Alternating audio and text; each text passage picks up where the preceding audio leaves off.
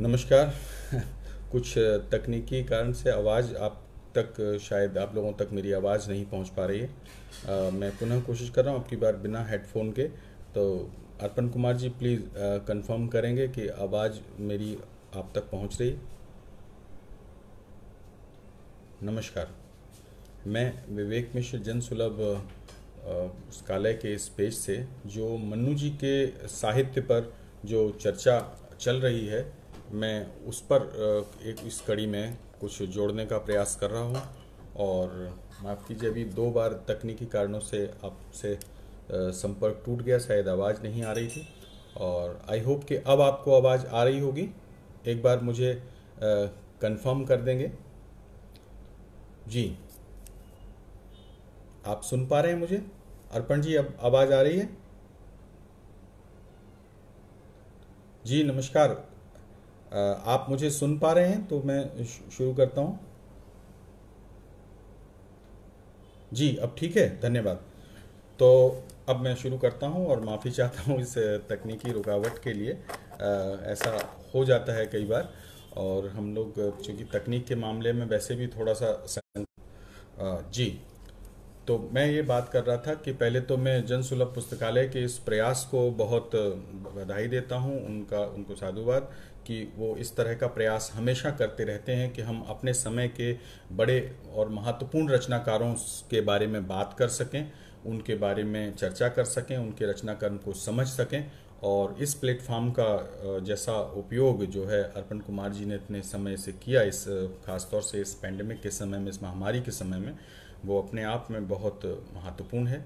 और अभी जो उन्होंने मन्नू भंडारी जी, जो हिंदी कथा साहित्य का एक बहुत ही वरिष्ठ नाम है, उन्होंने एक श्रृंखला जिस तरीके से उनके साहित्य पर, उनके व्यक्तित्व पर, उनके कृतित्व पर चलाई, वो अपने आप में बहुत महत्वपूर्ण है।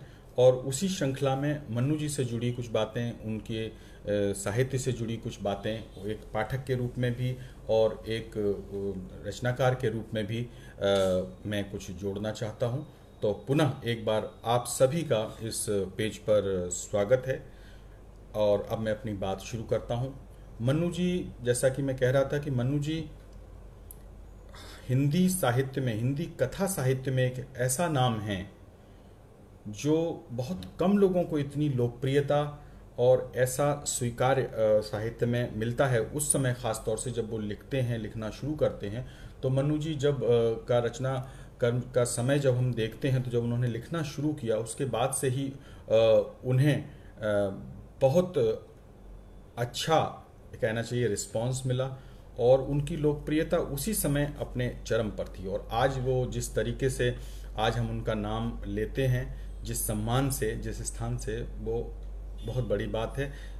जीते जी एक रचनाकार को ऐसा स्थान कथा साहित्य में मिलना बहुत बड़ी बात है। धन्यवाद विजय सती जी।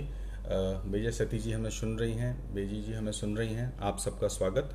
तो मैं पहले कुछ बातें यूं करना चाहता हूं कि मन्नू जी क्यों इतनी लोकप्रिय रहीं, क्यों हम सब की लोकप्रिय रहीं। और मुझे उनके लेखन में, मैंने जब पढ़ा, जब शायद मैं लिखना नहीं भी शुरू किया था तब उन्हें पढ़ा, तो क्या चीज़ आकर्षित करती थी। और उसके बाद एक साक्षात्कार था, एक पत्रिका हम लोगों ने शुरू की थी, मेरे अपने मित्र सुशील सिद्धार्थ जी के साथ, दूसरी परंपरा करके शुरू की थी। और इसका पहला अंक जो दूसरी परंपरा का आया था, तो उसमें राजेंद्र जी थे। तो राजेंद्र जी का ही एक मतलब संपादकीय के रूप में एक उनका छोटा सा एक अंश लेके हम लोगों ने शुरू किया था।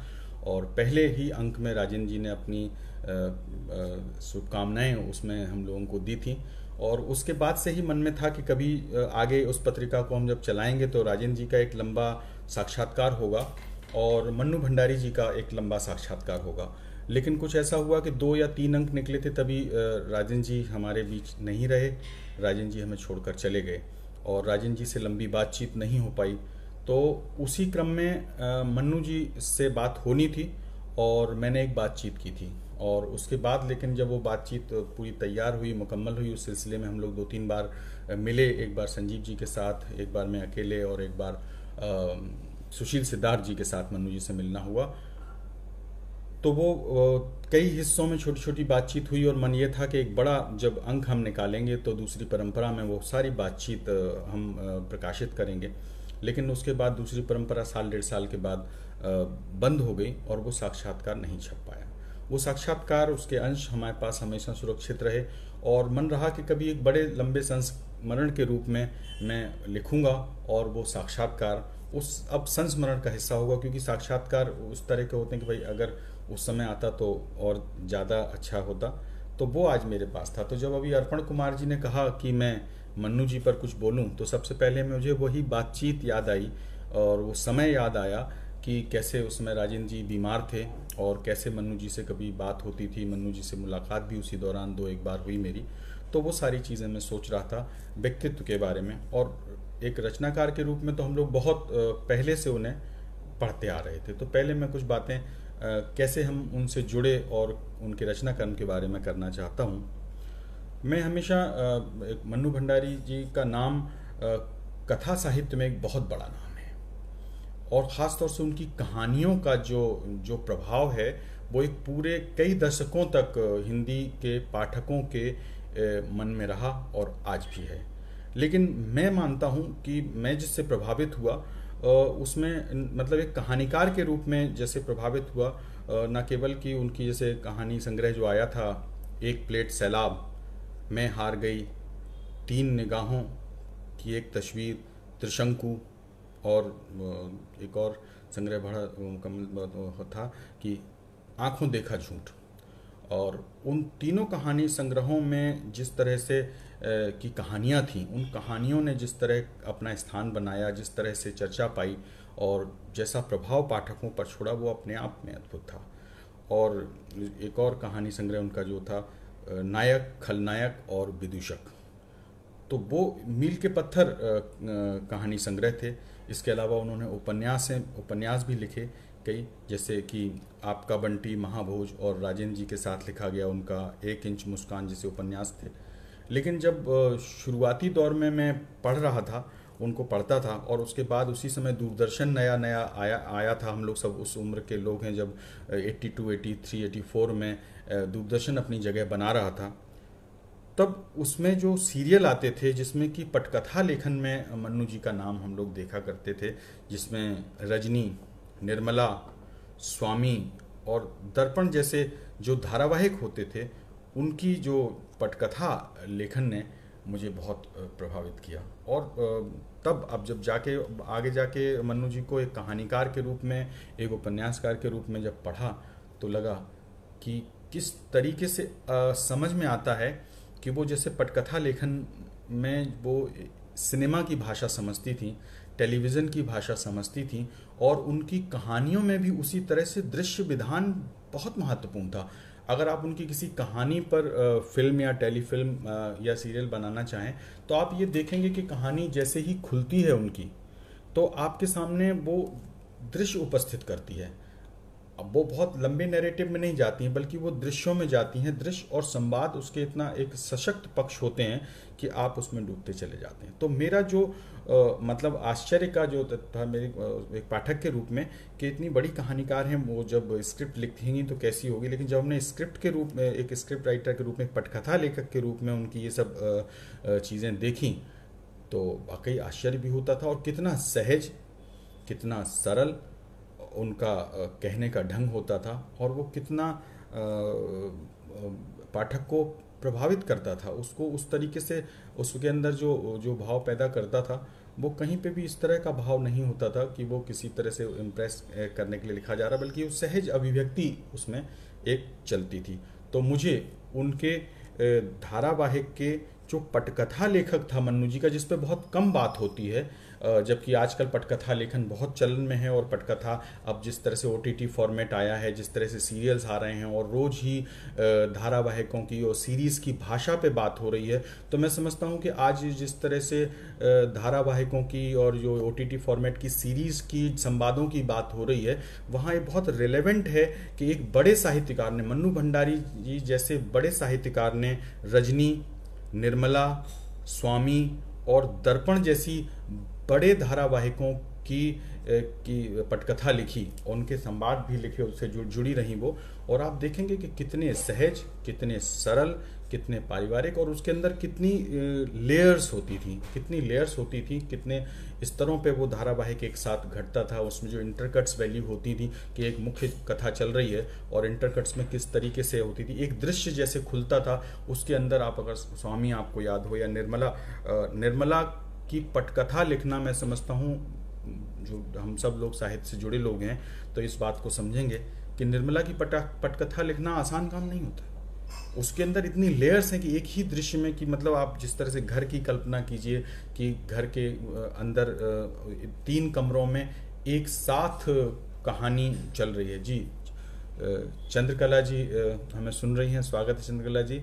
और बिल्कुल सही कहा कि रजनी की जीवंतता कभी नहीं भूलती, और वो बिल्कुल प्रभावित, मतलब कहीं से भी उसमें ये नहीं लगता था कि एक बहुत बड़ा मतलब इतना जाना माना साहित्यकार जो है वो इसकी पटकथा लिख रहा है। और शायद यही उस लेखक का मास्टर स्ट्रोक था, उसकी जो महानता थी, तो वो इतने सहज ढंग से इतनी अच्छी बात, इतनी सरल ढंग से वो, अच्छा वो मैसेज जिस तरह से एक वो सामाजिक सरोकार का मैसेज देखिए, और जो रजनी जिस तरह से वो इससे अपने घर भी संभाल रही है, बाहर की चीज़ों को भी संभालती है, तो वो किस तरह से उसमें बहुत सटल ढंग से एक उस समय की कामकाजी शहरी स्त्री के जीवन की समस्याएं और उससे जुड़े विमर्श भी वो ले आती थी। तो उन चीज़ों ने मुझे बहुत प्रभावित किया, और आज जब बात करने की बात थी तो मैंने सोचा था कि उस पे भी मैं बात करूंगा। और आज के समय में इसलिए रिलेवेंट है, जब कभी भी स्क्रिप्ट राइटिंग की बात होती है, पटकथा लेखन की बात होती है, तो तमाम बातें होती हैं, मनोश्याम जोशी जी का जिक्र आता है, लेकिन इन सीरियल्स के पटकथा लेखक के रूप में मन्नू जी की बात उतनी नहीं होती है। और इससे हम एक और चीज़ समझ सकते हैं, उनकी कहानियों और उनके उपन्यासों का जो की लोकप्रियता के बारे में हम समझ सकते हैं कि किस तरह से, क्यों वो उपन्यास उस समय, और भी लोग बहुत बड़े बड़े कथाकार सक्रिय थे, उनकी कहानियां और उनकी उपन्यास आ रहे थे, लेकिन वो उस तरीके से उतने सक्रिय होने के बाद भी उस तरह से लोगों के बीच लोकप्रिय नहीं थे। खासतौर से जो आपका बंटी जिस तरह से वो धारावाहिक के रूप में ही छपा था, और जिस तरह से धर्मयुग में, और वो जिस तरीके से एक के बाद एक अपनी जगह बनाता चला गया, महाभोज ने अपनी बहुत बड़ी जगह बनाई। इसी तरह उनका एक नाटक था बिना दीवारों वाला घर, उसकी बहुत चर्चा हुई, और महाभोज का भी मंचन हुआ। तो एक दृश्य विधान उनके कथा का एक बहुत प्रमुख हिस्सा था, कि जैसे ही कथा खुलती थी तो वो किसी नरेटिव से, किसी बहुत बड़े कलावाद से नहीं खुलती, वो एक दृश्य से खुलती थी, और उस दृश्य में धीरे धीरे एक एक करके पात्र शामिल होते जाते थे, और वो पात्र इतने सरल, सहज, आपके जीवन के आसपास के लोग, और इतनी सरल और मामूली ढंग से जो संवाद एक के बाद एक आते थे, तो आप उससे कब जुड़ते चले जाते थे, कब आपको ये एहसास भी नहीं रहता था कि आप अब दृश्य के बाहर से आपने दृश्य देखना शुरू किया, और उस दृश्य की जीवंतता ने आपको अपने भीतर ले लिया।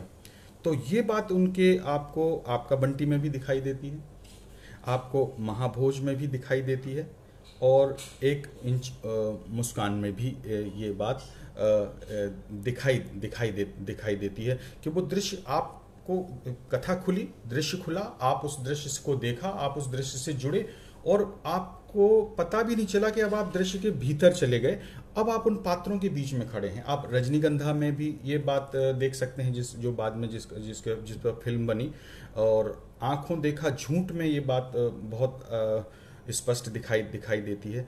तो ये कहीं ना कहीं उनके भीतर के पटकथा लेखक का भी एक बहुत बड़ा रोल था, कि वो हमेशा कहानी को एक दृश्य की तरह देखती थी, उस तरह से वो इमेजिन करती थी, और वैसा ही वो लिखती थी। और बाद में जब हम लोगों को दिल्ली में उनसे मिलने का मौका मिला, उनसे बातचीत करने का मौका मिला, तो सच में ही उन्होंने यही कहा कि उन दिनों लिखना उनके लिए बहुत आसान था।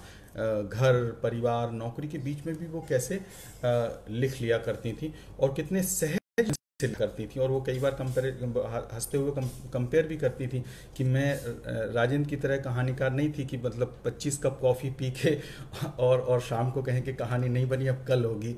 तो वो कहती थी जब मेरा मन होता था तो मैं लिखती थी, और कई बार एक बैठक में, एक बार में भी मैंने कहानी शुरू की और ख़त्म की, और वो वैसी की वैसी ही छपी। तो ये बात मैंने उनसे ही सुनी और जानी।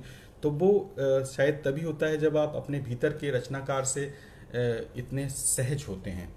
तो ये तो उनके कुछ बातें थीं जो मैं समझता था एक पाठक के तौर पर ही इन सब बातों को लिया जाना चाहिए, क्योंकि वो इतनी वरिष्ठ रचनाकार हैं और हम लोग की समझ अभी बनते बनते ही सब काम पर बनेगी। लेकिन मुझे उनकी पटकथा लेखन ने बहुत प्रभावित किया, इसलिए मैं ये बात जानना चाहता। मैं सीरीज श्रृंखला के तमाम संवादों को सुन रहा था, तो उसमें उपन्यास पर भी बात हुई, उसमें कहानियों पर भी बात हुई, लेकिन शायद पटकथा लेखन पर उतनी बात नहीं हुई। और आज के दौर में ख़ास तौर से जब ये कहा जाता है कि ये सूर्यनाथ जी स्वागत है, धन्यवाद।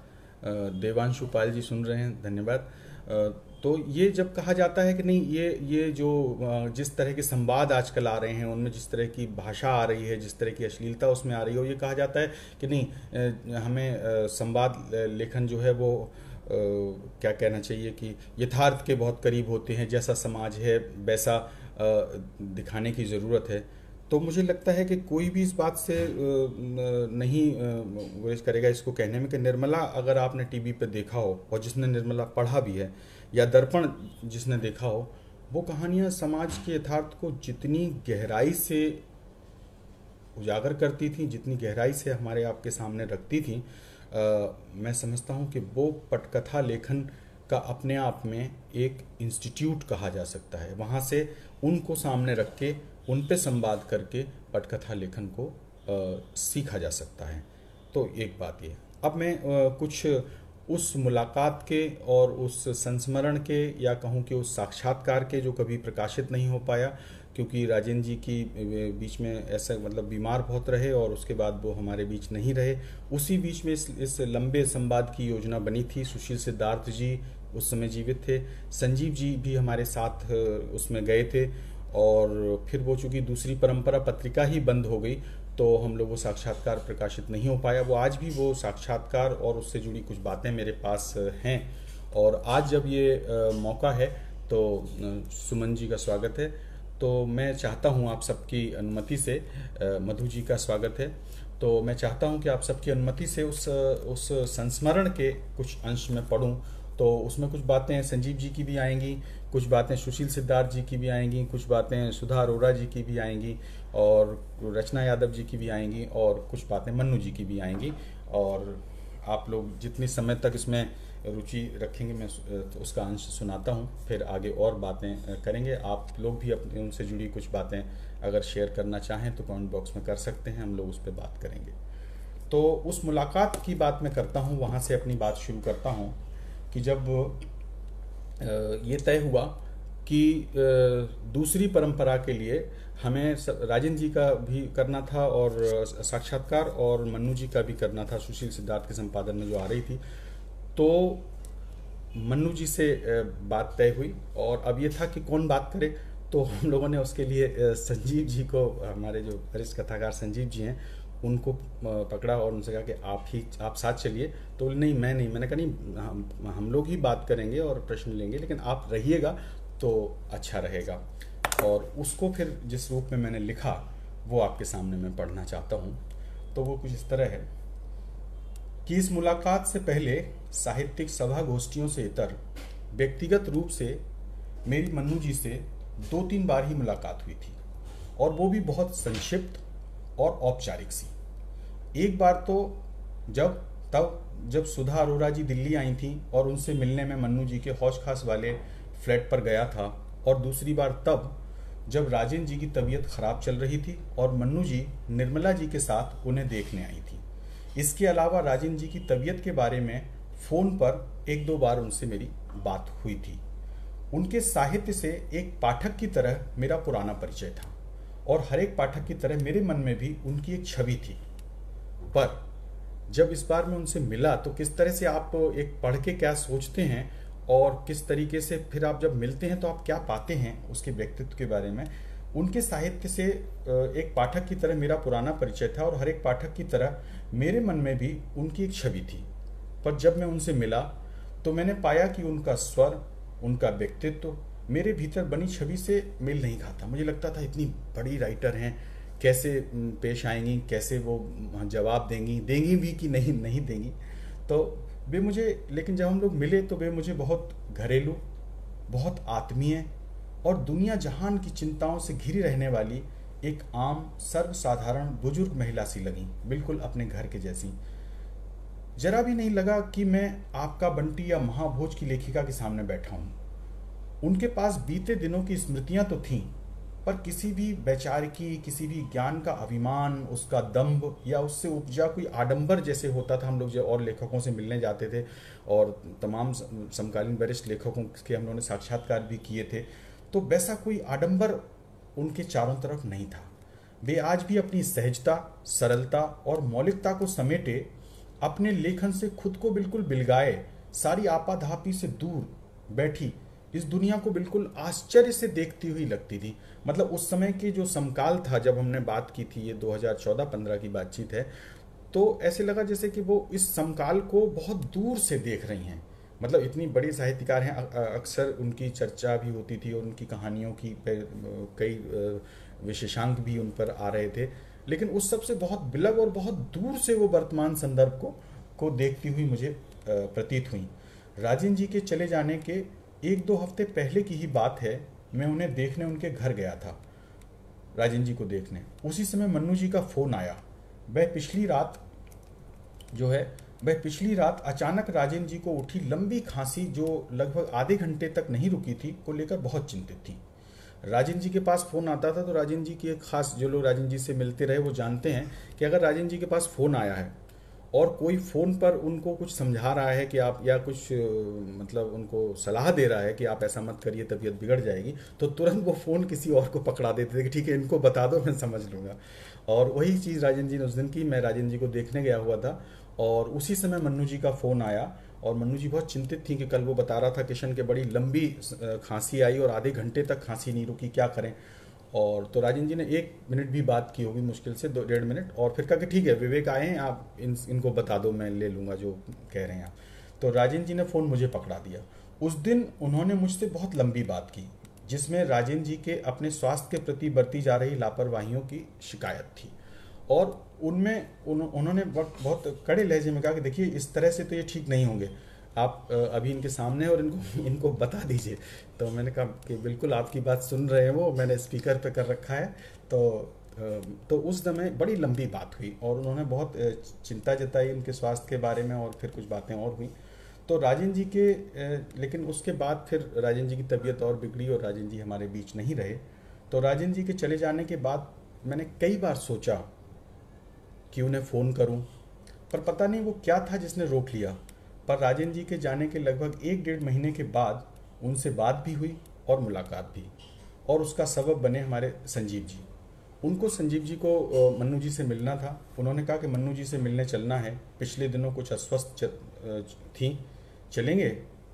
आप दूसरी परंपरा का अंक उनको देने के लिए कह रहे थे, और तो वो भी दे दीजिएगा, और साथ में कुछ प्रश्न सोच के रखिएगा जिस साक्षात्कार के लिए आप इंतजार कर रहे थे। तो अगर वो स्वस्थ हुई तो अगले अंक के लिए उनसे कुछ बातचीत भी हो जाएगी।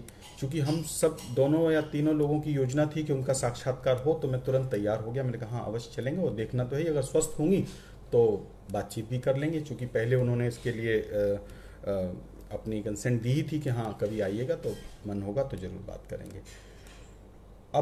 तब हम तैयार हो गए। वह अब घर से बाहर बहुत कम ही निकलती थी उस समय, और अगर कहीं जाती थी तो बहुत कम बोलती थी।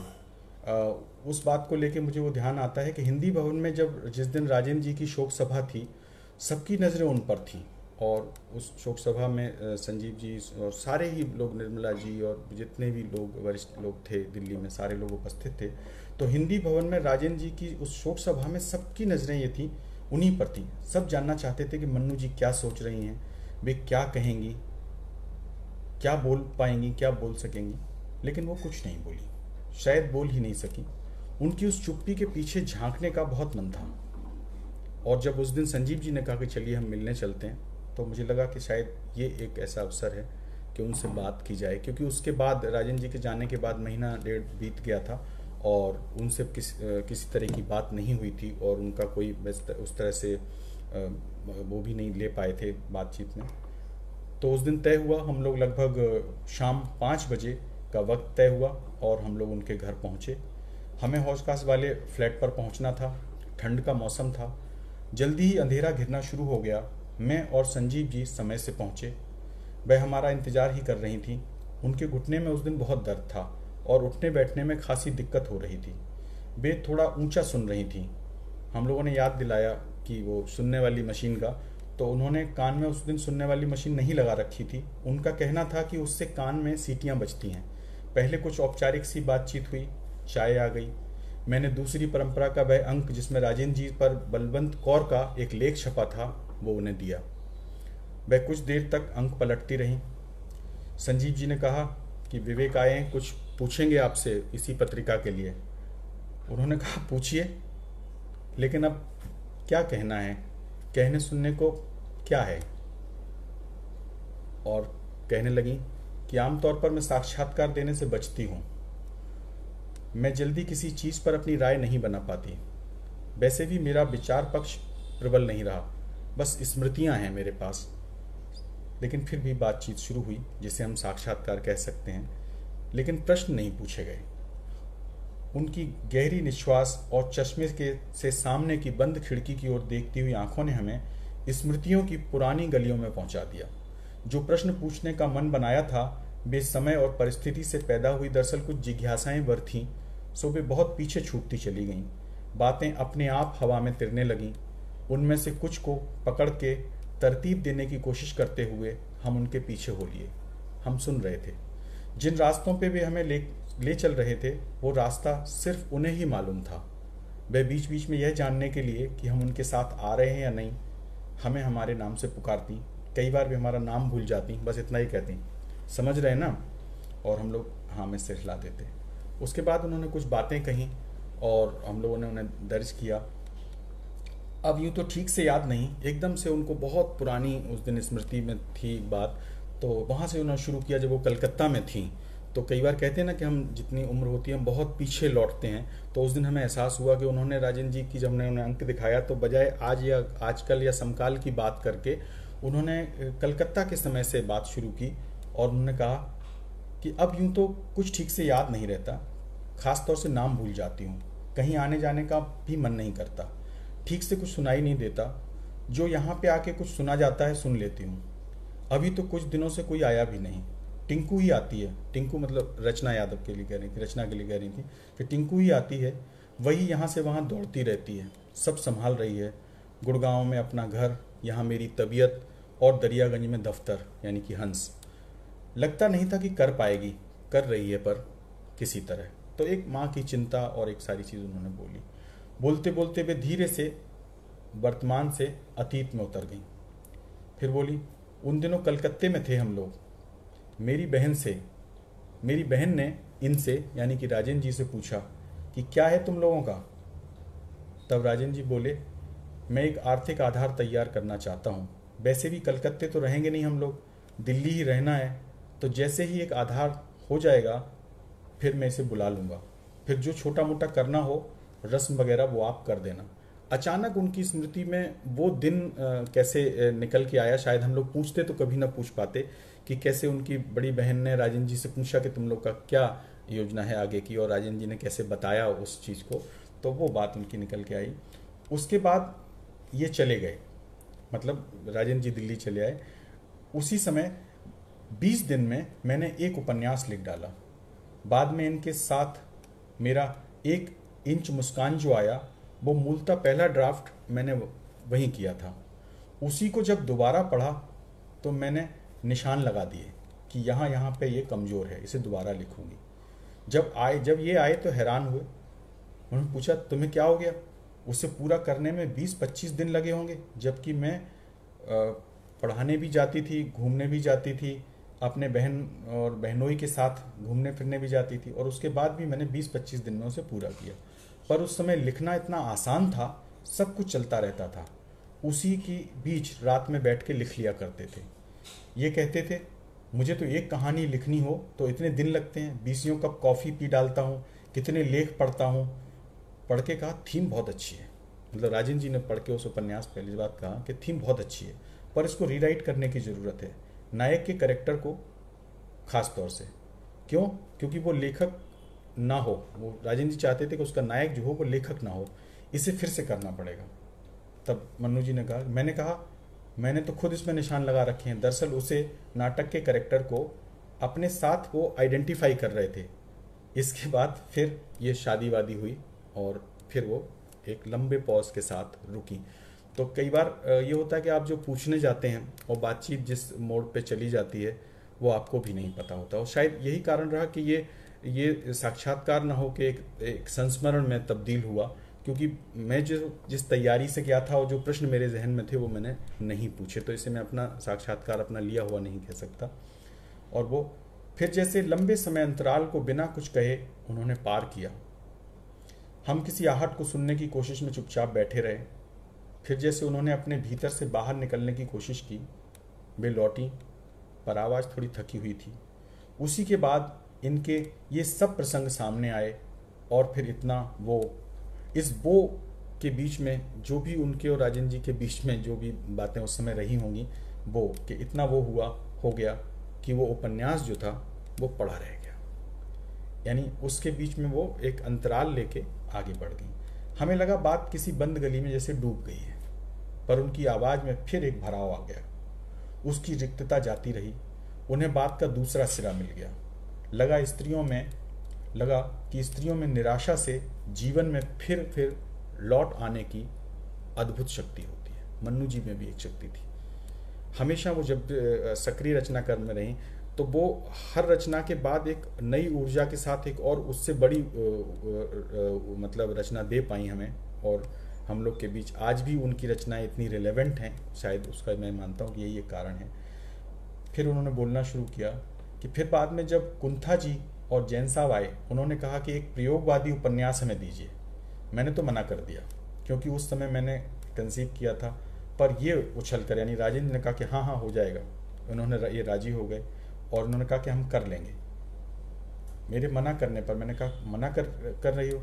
मैंने कहा देखो 6 महीने बाद डिलीवरी है, मेरे से तो लिखा विखा नहीं जाता। तब उन्होंने कहा कि वो जो चैप्टर हैं हम वो 12 चैप्टर पहले ही लिख के रख लेंगे। मैंने कहा पहले कभी ऐसा हुआ है? वो बेचारे देवड़ा, जो शरद देवड़ा साहब थे, उनका जिक्र किया उन्होंने। आखिरी दिन तक चक्कर लगा के परेशान होते रहते हैं और आप समय से उन्हें नहीं देते। कितनी मुश्किल से होता है।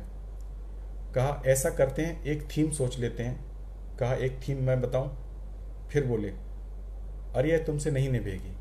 मैं कोई चीज़ बताऊं तो कहें कि अरे ये तो बहुत कमज़ोर है। यानी मतलब उन दोनों, राजेंद्र जी में और में जब भी बात होती थी रचना को लेके, तो वो बहुत जल्दी, ये नहीं था कि एक दूसरे से वो सहमत हो जाते थे। जब भी ये थीम बताती तो उनको नहीं सहमत होते थे, या वो कुछ थीम बताते तो मन्नू जी को नहीं पसंद आती थी। तो इस तरह उन लोगों के अंदर ये डिस्कशन जो है चलता रहता था। लेकिन तभी उसी डिस्कशन में मतलब ये बात निकल के आई कि ये जो साझा उपन्यास उन लोगों ने लिखा, तब हुआ कि जो पहला ड्राफ्ट तुमने उसका किया था और उसमें से कुछ चीज़ें चेंज करनी थी, तो क्यों ना हम उसी की थीम बना के और इनको एक प्रयोगात्मक उपन्यास दें। और इस तरह से वो 1 इंच मुस्कान जो है वो हम सबके सामने आया, और सच में वो एक बहुत ही प्रयोगवादी उपन्यास हम कह सकते हैं। तो वो बात मन्नू जी की मुझे आज याद आई, उसको जोड़ते हुए। फिर अगली बात वो बीच में डिस्कनेक्ट हो गई और फिर थोड़ा रुक के बात शुरू हुई। फिर पता नहीं उन दिनों ऐसे ही था। मैंने कहा अच्छा चलो ले लेते हैं। सोचा इस बहाने इनका फिर से लिखना शुरू हो जाएगा, क्योंकि वो समय था, उसमें राजेंद्र जी बहुत कम लिख रहे थे और उनका लिखना काफ़ी दिन से छूटा हुआ था। फिर किसी और गली में झांकती हुई बोली, एक तो लिखने को लेके इतना फ्रस्ट्रेट करते थे कि लिखा नहीं जा रहा है, क्योंकि राजेंद्र जी हमेशा बहुत सजग और बहुत वैचारिक लेखक रहे, और इस बात की छटपटाहट भी उनमें हमेशा हम सब ने महसूस की कि वो जब लिख नहीं पाते तो दूसरे को जरूर प्रेरित करते थे। मतलब दूसरों से पूछते थे कि क्या लिख रहे हो। ये उनका प्रश्न हमारी समझ से, अब जितने लोग भी उनसे मिले हैं और लेखक रहे हैं वो इस बात को जानते हैं कि कैसे राजेंद्र जी दूसरों की रचना कर्म में कितने एक उत्सुक लेखक और संपादक रहे हैं। तो ये उनकी बातचीत में हमारे सामने आता था। तो इस तरह से इसमें एक संस्मरण में कई पहलू उनके सामने आए, और कई बातें राजेंद्र जी के बारे में वो बताती रहीं। और चूंकि राजेंद्र जी उसी समय राजेंद्र जी को गए हुए बहुत वक्त नहीं हुआ था, तो ऐसी भी कुछ बातें हुई जो उन्होंने फिर उसमें से हटा दी। और यही कि ये सब कहने से इस समय शायद ये सही समय नहीं है इन बातों को कहने का। लेकिन उस समय मैं अगर बात करूं तो मैं यही देखता हूं कि वो जीवन के प्रति हमेशा से बहुत निष्ठावान थी और हैं। आज भी शायद आप देखेंगे तो उनकी जो सहजता है, जो लोग भी अभी उनसे मिलते हैं और बात करते हैं, और यही हम उनके रचना कर्म में पाते हैं। क्योंकि जब उन्होंने बोलना शुरू किया तो हम आप सब चूँकि बौद्धिक दुनिया से आते हैं, तो हम लोग किस तरीके से हम इस बात में हमें महारत होता है कि हम जितना कहना चाहते हैं कहते हैं, जो नहीं कहना चाहते वो नहीं कहते हैं, या कुछ कहते कहते भी हम अपने को रोक सकते हैं। लेकिन वो बहुत निश्चल तरीके से उन्होंने अपनी बातें रखी।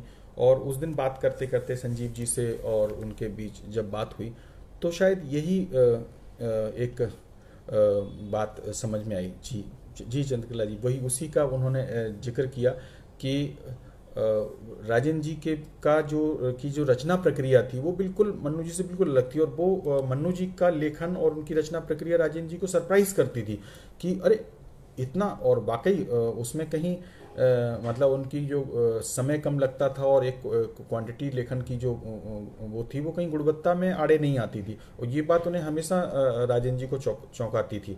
और राजेंद्र जी वाकई एक कहानी को लेके इतना, अभी जब राजेंद्र जी के ना रहने के कुछ समय पहले जो दृश्यांतर मैगजीन आई थी तो उसमें एक उनके अप्रकाशित उपन्यास को छापना शुरू किया गया था। तो आप ये देखेंगे कि बहुत बेहतरीन उपन्यास था। लेकिन वो राजेंद्र जी के संग में एक चीज़ थी कि वो अपने ही काम के बहुत ज़बरदस्त क्रिटिक थे। और इतनी मतलब किसी चीज़ को लिख के उसके बारे में इतना सोचते थे कि फिर अपने ही लिखो कहते थे चलो जाने देते हैं यार, इसको छोड़ देते हैं। और लोग कहते थे नहीं तो बहुत अच्छा है, इसको जाना चाहिए, कहते नहीं इसको छोड़ देते हैं। तो अब उनके संग में ये चीज़ थी। तो इसलिए उनको शायद मन्नू जी की रचनात्मकता उस तरह से सरप्राइज करती थी कि वो जितनी सहज थी, वो अपने उस लेखन में बहुत बहुत सहज रहीं उस समय जब सक्रिय लेखन में रहीं। तो इस तरह से उनसे बातचीत के दौरान बहुत सारी बातें हैं, कभी और समय रहेगा तो और भी की जाएंगी। लेकिन उस समय जितनी बार भी उनसे बात की, जैसे जैसे फिर करके उनको पढ़ा, और शायद उनसे बातचीत करने के बाद मैंने महाभोज दोबारा पढ़ा। और सच मानिए कि उस समय जब उन्होंने अपनी बताई कि उन्होंने कैसे वो एक मामूली समाचार अखबार में छपा था, और उस न्यूज़ ने उनको इतना प्रभावित किया कि वो कई दिनों तक उसके बारे में सोचती रहीं। और फिर महाभोज सामने आया और कैसे उसकी तैयारी हुई और कैसे उसका मतलब नाट्य रूपांतर भी हुआ या उपन्यास भी छपी और कैसे प्रकाशन तक पहुंची, वो सारी बातें उन्होंने शेयर की। तो मैंने दोबारा पढ़ा और पढ़ के ये समझ में आता है कि जिसे हम इंस्पिरेशन कहते हैं, तो कोई भी आप एक लेखक का ऑब्जर्वेशन ये होता है कि वो उसकी निजी व्यस्तताएं क्या हैं, उसका जीवन कितना सीमित है, दायरे में है क्या है, लेकिन उसके भीतर जो एक लेखक पनप रहा होता है उसका विस्तार दरअसल रचना में आता है। और ये चीज़ मन्नू जी में हमें साफ दिखाई देती है कि वैसे उनका जो हम कहें कि और लेखकों की तरह पीआर वैसा नहीं था, बहुत आना जाना भी नहीं था, बहुत बड़े वक्तव्य या भाषण उनके नहीं थे। लेकिन वो किसी घटना को जिस तरह से देखती थी और उस घटना में एक जो दृष्टि होती थी और जो बौद्धिकता होती थी वो बाद में आती थी। पहले उस घटना को एक आम आदमी की तरह देखना और कैसे वो घटना एक आम आदमी की संवेदना को छू रही है वो उसको पकड़ लेती थी। और महाभोज में हमें यही बात दिखती है कि वो घटना, वो समाचार उन्होंने कैसे देखा, समझा और एक आम आदमी के एंगल से उसको पकड़ा और फिर उसको उसकी रचना प्रक्रिया शुरू हुई और वो आपके सामने आता है। बौद्धिकता और विमर्श बाद में उसमें शामिल होते हैं जब वो कंक्लूड होता है। तो शायद यही कारण है कि एक बहुत बड़ा पाठक वर्ग, एक आम आदमी जो सहज और सरल भाषा में एक बिल्कुल कहना चाहिए बहुत सहजता भरे शिल्प में चीज़ों को पढ़ना, देखना, समझना चाहता है और उसके अंत तक आते आते, रचना के अंत तक आते आते उसे एक विचार मिलता है। ऐसा विचार जो कहीं से रेडीमेड नहीं है, कहीं से थोपा हुआ नहीं है, कहीं से आरोपित नहीं है, बल्कि वो उसके भी ऐसे लगता है उसको कि इस कहानी को पढ़ने के बाद उसका अपना विकास हो रहा है उस विचार के साथ।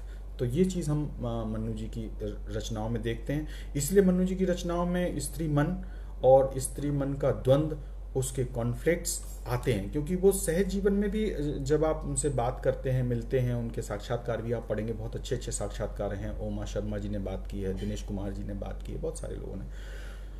तो आप देखेंगे कि वो अपने संशय को छुपाती नहीं, वो अपने कॉन्फ्लिक्ट को भी आपके सामने रखती है, मतलब रचना में भी और रचना के बाहर भी बात करते हुए भी, और वो सहजता से स्वीकारती भी। जैसे हम लोग उस इसी संस्मरण के समय में, हम आगे बहुत लंबा है तो मैंने कट कर दिया, कि उसमें बात हुई समकालीन रचनाशीलता के बारे में बात हुई। तो उन्होंने कहा कि सच बताऊं, मैं बहुत ज़्यादा पढ़ नहीं पाती हूँ, एक दो हंस के अंक ही पलट लेती हूँ, कोई कहानी चर्चा में होती तो वो पढ़ लेती हूँ।